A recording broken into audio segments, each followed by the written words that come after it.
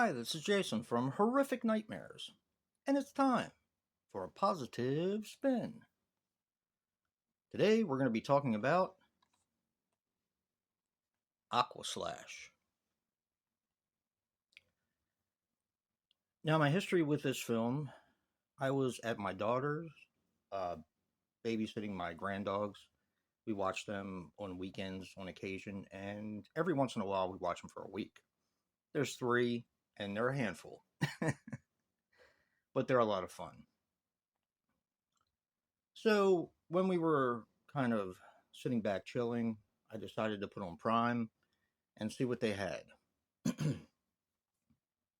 And I came across Aquaslash, which I had heard of, but never really heard anything about. So I put it on and started watching it. And surprisingly enough, I really, really enjoyed it. So let's put a positive spin on Aquaslash.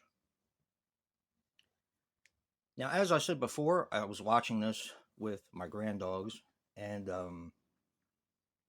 usually when I watch movies, it's not that I'm restless, but I like to know things. I like to look up stuff while I'm watching it as it pertains to the film. So I was really enjoying this, having a great time, and like I said, I hadn't heard anything about this film. So I went on IMDb and I saw the score on this film, and I instantly got a little irritated. But then when I went down to the reviews, I got even more irritated. And it's not the fact that everyone has to like what I like. That's not the case. And that's not the point of positive spin. But as I was reading these things and looking at the score, I'm thinking to myself, this is a fairly simplistic film. It's fairly short. I think it runs an hour and 11 minutes, an hour and 17 minutes, something like that. And there's tons of fun in this film. It's just a very entertaining film. Now, granted, not everyone has to like the same thing. I get that. But for this to have such a low score, it seems kind of ridiculous. Now, I have a ton of positives for this movie. One of the first things I wanted to say is there was actually just to give a little context, there is a water park, and every year the graduates of this certain school basically have the run of the water park for a day or two. It's kind of something that's tradition. Now, of course, in the past, something has happened in this water park, and now someone is trying to pick people off one by one. You know, typical slasher trope. Nothing unusual. One of the things I loved about it when I first saw it is the look of the water park. I think it's absolutely cool looking. It's not like there's just a slide and a few other things. This thing has a ton of slides in it, and it made me want to be there and have fun. Now, the graduating school had a bunch of kids in it that were in a band called the Blades, and the Blades were playing 80s music, like a throwback to 80s music.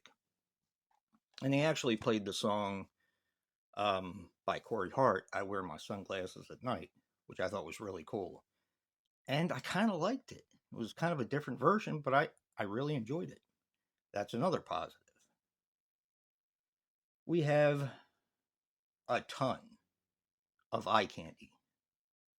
I mean, that's just a positive right there. And one of the things I liked about this film is that there's a bunch of things going on at one time. So even though it's a short film, it goes by so quick that you wouldn't believe it. And We have slashers where there's basically no one to root for. That is not the case in this film.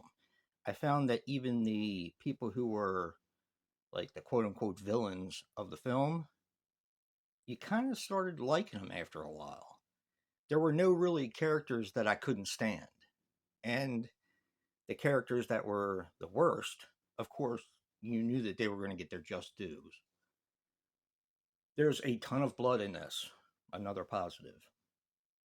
And maybe one of the most unique killing tools, I'll say it like that, killing tools, that I've ever seen in a slasher movie. And I'll leave it at that. Along with the typical tropes of a slasher film, I don't understand why people had a problem with this. The movie is just so damn entertaining.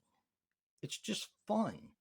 It's one of those movies that you turn your brain off, a popcorn film that's a slasher movie that you can just have fun with. You're not really investing a lot of time, like an hour and some odd minutes. And I just don't understand the hate for it or the low score. It's got a ton of gratuitous nudity in it. I just don't get it. Um, After I watched this film and read all the stuff about it, I told Joe, I said, we got to do this for Positive Spin. He said, I've had this for a while and I've never watched it. I said, okay, well, here we go. Now we're going to watch it. So definitely check this one out, or don't. But don't forget to check out Joe's Positive Spin for Aquaslash. Remember, guys, physical media matters. And until next time, peace.